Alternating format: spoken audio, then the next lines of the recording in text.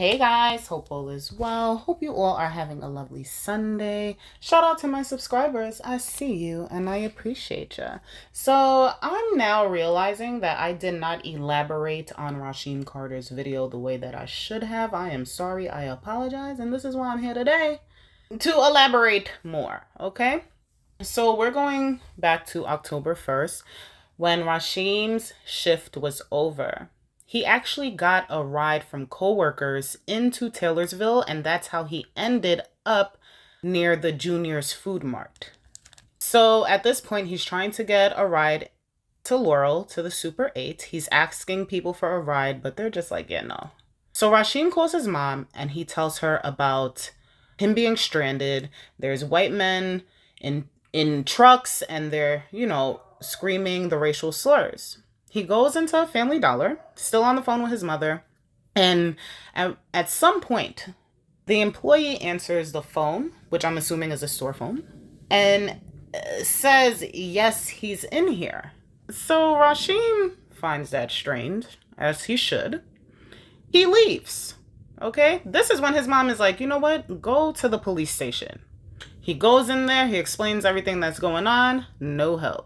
He goes across to the Exxon gas station now. That's when he encountered another officer. He explains what is going on and asks him for a ride, if there's any way he could get a ride to the Super 8. That's when the officer's like, yeah, no, that's out of our jurisdiction. We're not a taxi service, okay? But that officer did say that there is a hotel, motel, a Royal Inn, not too far, it's walking distance. So I'm not sure if Rasheem stayed at that Royal Inn. I'm pretty sure his name would have been on the whatever it's called, okay? So he's still stranded in Taylorsville. Now it's October 2nd. He calls his mom. She tells him to go back to the police station. He goes to the police station. He's nervous. He asks them, can I stay here until my ride gets here? So at this point, his mother got a ride for him. Aisha Green, she's a family friend. She's on her way to rescue Rasheem right now. They're like, no. He asks for a charger. They're like, no. So now he leaves the police station. He goes into his store. I'm assuming he bought a charger. He ends up calling his mom again. They're talking. He's still nervous. He's explaining to her, like, these trucks. So they end the phone call, and his mom received a text message saying, if anything happens to me, look into my boss, Luke Clements, okay? Look into that dude. Aisha Green gets there. She goes into the police station. She goes into the gas station. She cannot find Rasheem. She files a missing persons report in Taylorsville and in Laurel. Now, remember that deer cam pic. That deer cam pic was taken on October 2nd at 4:32 p.m. So I don't know what happened between when he last spoke to his mother, because that was early in the morning. I believe someone in a video, who did I watch? I think it was Runaway Slave. Shout out to Runaway Slave. He said it was like around 10 a.m. Yeah, it is when the mom last spoke to her son, spoke to Rasheem. Now on October 4th, Rasheem's bank card is used in Taylorsville, and $500 is withdrawn. The family is searching for Rasheem. I believe the search started on October 8th, and now we know like November 2nd is when Rasheem's remains were discovered. He was decapitated. They're like, oh, it could have been animal activity, but people are like, an animal cannot do a clean cut. Not like what this is looking like, okay? So there must have been some type of tool. The only animal that I could think of is a human. Humans with S. So let's get into this boss dude. So Rasheem's former boss, Stephen Luke Clemens, goes on News Nation. He said that he's being targeted online. He's receiving death threats. He is not involved with Rasheem's death. He said, we started getting death threats. They started making accusations for my wife and my kids, and then it was relentless. He stated that The calls were coming every minute to the point where his voicemail box is filled up. The text messages were horrific. And now his family is in hiding. So guess what? Your threats did nothing but have this family relocate. Back in my day, mofos used to move in silence, okay? So these are some of the threats that Luke and his family were receiving. Your kids will be left on this planet with our race. You better pray to your white God that we have mercy on them. That pretty little blank of yours will have blank when your eyes roll to the back of your head. Don't get caught on here. The guy who killed Rasheem Carter is Stephen Luke Clemens. Stop waiting on the police to give y'all justice. His wife's name is, and that was redacted. You are being followed everywhere you go. What goes around comes around. So I'm going to play a portion of the interview. What have the police done about these threats to you and your family?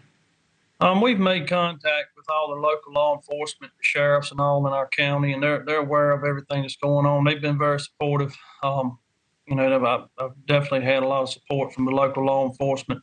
And they've made continuous checks, on our business and our properties and all of the areas that are locally.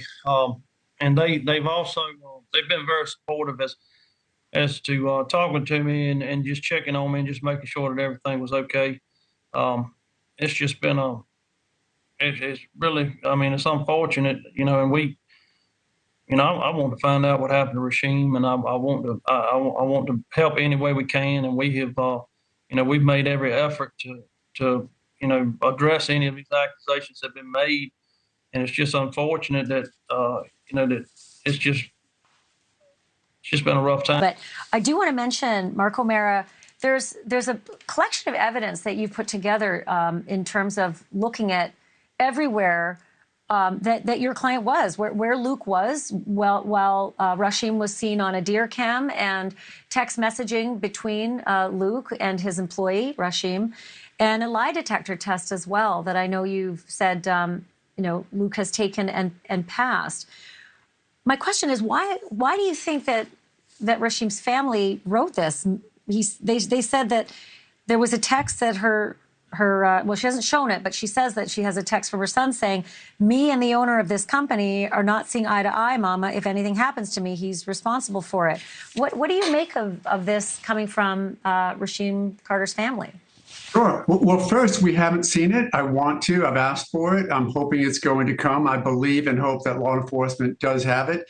And if it says those words, then I'm sure there is some other explanation that we don't know of yet. But we also have a text string between Rasheem and Luke the very night that supposedly he had said this to his mom. And the text string, which I'd given to you, Ashley, and is available, is very friendly. It talks about the work the next day. He didn't end up showing up, but work into the future. But what I did when Luke first came to me, I looked at him, quite honestly, with a jaundiced eye. I said, okay, if I'm going to help you, we need to prove innocence, a difficult thing to do. So I asked him literally on the phone, get me your phone records. He did. Get me employment records. He did. Get me records showing where you were that next day, October 2nd. He was at work 6:22 in the morning, didn't leave until 8:44 at night in a secure facility. He wasn't there when whatever happened to Rasheem happened to him. And then we ran him through a polygraph.